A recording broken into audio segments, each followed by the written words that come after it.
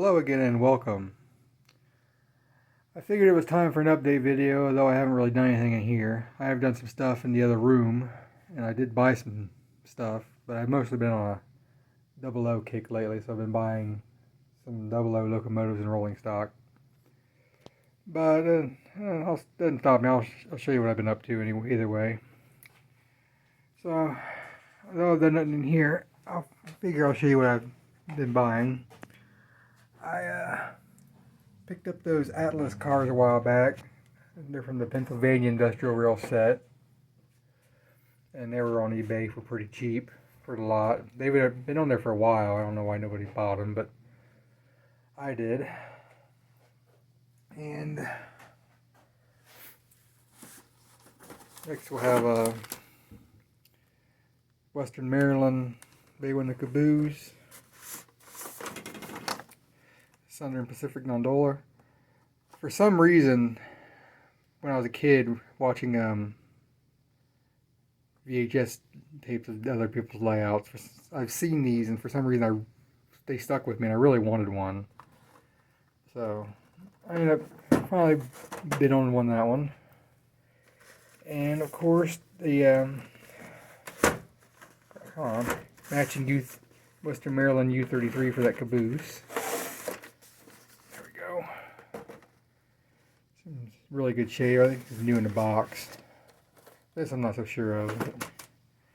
I made a trip to the local hobby stop an hour away and bought some more of these box cars. I really need to buy something rather than box cars. But Motion Line, Old Western. I got this one, which is really cool. I know there's a caboose that goes with this. I don't know if there's anything else for Lancaster and Chester, but it's really cool. Soline, and finally I got a Santa Fe Bay Window Caboose for the what the heck do they call those? The Famous American Railroad series. I'd kind of like to piece together that set because I think that set looks pretty cool. And finally, post-war 2028. Story to go with the 2028. I might tell you later at the end of this, but that's actually the locomotive that kind of got me out of the hobby. Not the locomotive itself, and not even this particular one. But maybe at the end, if you're interested, I'll tell you the story. How a 2028 kind of ruined toy trains for me. So that's everything I've done in here. If it looks like a mess in here, it's because it is. I'm horrible at picking up after myself. You can see I've been accumulating. If you come down here, I've actually done some bench work. And I built a little shelf for a PlayStation. Because why not? This got shortened down again. The original plan was going to be 4x8 all the way down there, but that was only going to leave me with like a foot. So I decided to shorten this section up to like 6.5 feet, which left me like 2 feet of clearance or more. But I figured I'd like to actually open the door all the way, so I shortened it again, and I think it's down to 5.5 feet now, and that gives me plenty of room. I also hung up the Sylveon thing my sister made for me.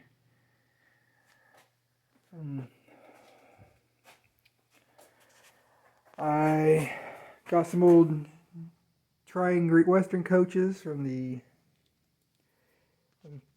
early 60s, mid 60s, I think. They're actually Trying, not Trying Hornby. And I believe these go with those single wheelers. I don't remember the name of the set, but those were local. Those were pretty cheap. And I finally screwed this down because I bought some cheap lights on Amazon, and they light up the bottom really nicely. The unfortunate thing about that is they're directly over top, And although it looks great for me in person, when I go to film, there's a shadow on the side, so my camera doesn't pick up the detail. But it looks fine for me in person. What I might do to remedy that for filming is I might hang up a LED light, like up there, glowing down, just to illuminate during filming. But in person, it looks fine. And these are all Hornby 00 3-rail. I believe they're mostly from the 50s. And these are actually one of my main interests in getting into WO. I always thought that 3-rail 00 stuff was pretty cool. These I actually all found local. When I mean local, I mean Arizona. I'm in Ohio. And when I bid on them, they were 9-day auctions. They ended on a payday, and the seller ended them a week early and kind of screwed me. These come from Australia. Same stuff. These are Brig Vans. And if I ever get some track, I have a Duchess of Monroe's. How do you want to pronounce it? That's all serviced and ready to go. Actually, there was 2 of these, and I was trying to figure out which one I wanted, and then I ended up bidding on one because it was a little bit cheaper. I think, I can't remember. It's been a month ago. There was one that was had the it was a little bit rougher shape, but it had the original paint, and one that was physically in better shape, but it had, like, the roof was repainted, and I didn't know which one I wanted. But I ended up bidding on the one because it was a little bit cheaper. And apparently they were from the same seller, because when it showed up, I got the one that was had the roof painted. So I'm not sending it back to the UK, so I'm just gonna be happy with it. But I couldn't decide on which one I wanted anyway, so whatever. And I also got that, which is in really beautiful shape. Unfortunately, despite being in really, really good shape, the brushes are one of the 2 brushes are completely wore out, and the motor has no torque left. It needs remagnetized or something. But it can barely pull its own weight, not alone a whole train. But I figure I'd run it around a little bit and, give this last little hurrah. And I also got that, which is a Class 31, which is a beautiful runner.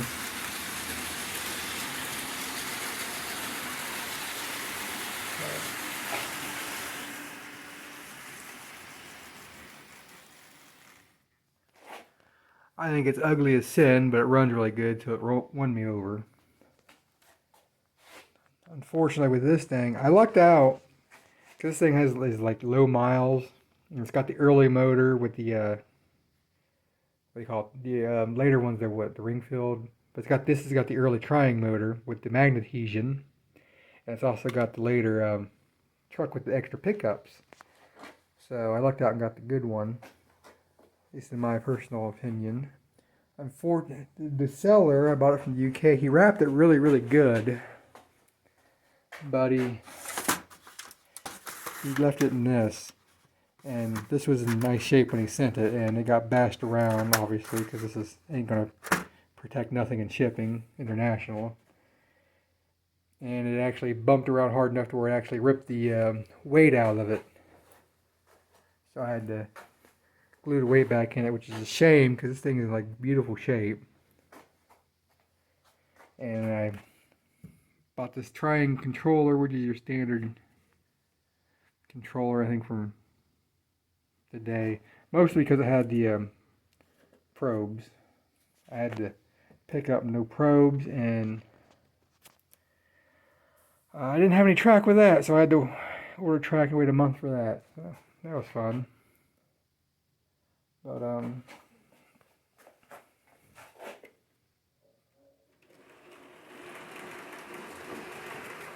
besides those, I also got that, which is a P2. You can see what I mean about that shadow. Like I said, it looks fine in person, but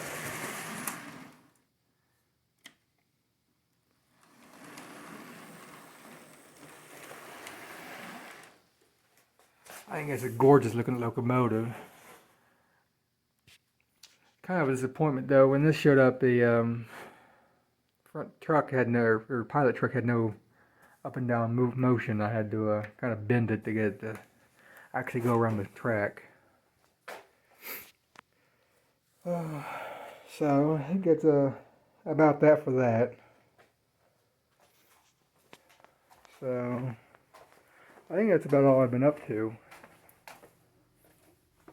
I've got a couple more locomotives on the way. I ordered that thing, which is a Sonic A5, which I think is a gorgeous locomotive. But it don't like my crappy track work. I mean, it runs good on the outer loop, but because of my choice to go with the brown paneling, right here where the on this inner loop, right here where the crossbeam goes, it comes along and just ducks down, dips down. There we go. Holy crap! So, and the way this is designed, there's almost no vertical motion in that front pilot truck, so it likes to derail. It sucks. So yeah, I think that's about it. So if you're interested in the story,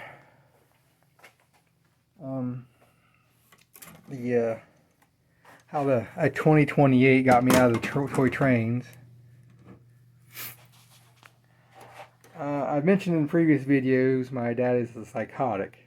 He has early onset dementia and schizophrenia, and he can be quite violent at times, at least before he's medicated. And this was back in late 2007 or early 2008, I don't remember when. And I'm sure I'm going to get some of the details wrong.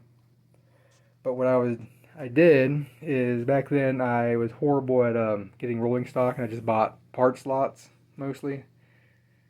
I had a couple nice pieces, but a lot of my stuff came from part slots basically. I was trying to build a large collection really cheap on a budget, so I bought a lot of crap. And I spent a lot of time fixing crap. So, what I did is, I actually bid on a part slot. It was like $60. It had half a dozen cars and one of those. Primarily because I wanted one of those. Those back then, that was like my favorite post-war freight car, and I really wanted one, but I didn't want to spend the money on it. So I bid on one that had a chunk that was missing, and the one in that part slot had a piece missing, this like bit of rail missing, and missing the cover, but I didn't care. And in that lot there was obviously a 2028. That 2028 was in like really rough shape. The frame was really rusty. It was bent. Somebody had dropped it on the rear truck, so this was broke off. It had no lettering left on it. Just horrible, horrible shape. And it was in such rough shape, the entire lot was in such a state that I won the whole thing for the opening bid of like $60. And at that point in time, the bank I was banking with didn't do PayPal, so I was taking my invoices and having my mom pay them, putting the money in her bank and paying for me. And at this point in time, I'd basically every time I bought something, my dad would throw a fit like a 5-year-old. So by this point in time, I'd already realized that you just don't show them what I have, and I went over to pay for this thing and walked in with the invoice, and my dad asked me if I had bought any trains lately, and not thinking, I showed him the invoice because it was just a bunch of crap as far as I was concerned. I just wanted the Norfolk and Western car. And he took a look at that and saw that and immediately got a look on his face like I just kicked his dog and proceeded to accuse me of only buying it because out of spite, because I apparently knew he always wanted one and such and such and such, and accused me of buying it just to screw him over somehow, and literally threatened to beat me up right there on the spot because I bought this crappy beat up 2028. You heard that right. The man threatened to beat me up over a rusty locomotive that I didn't even necessarily want. So that was kind of it. That was, the magic was already gone by that point. I'd figured I'd switch to Marks, but I already had a decent Marks collection at that point in time, and the magic was gone. So that was about it.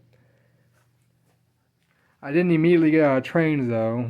I kind of soldiered around. I think I was living down here in this very basement at that point in time. So what I ended up doing was just taking everything apart, and I built a small 4x7 foot layout, like right in this corner right here, and just ran that for a little while.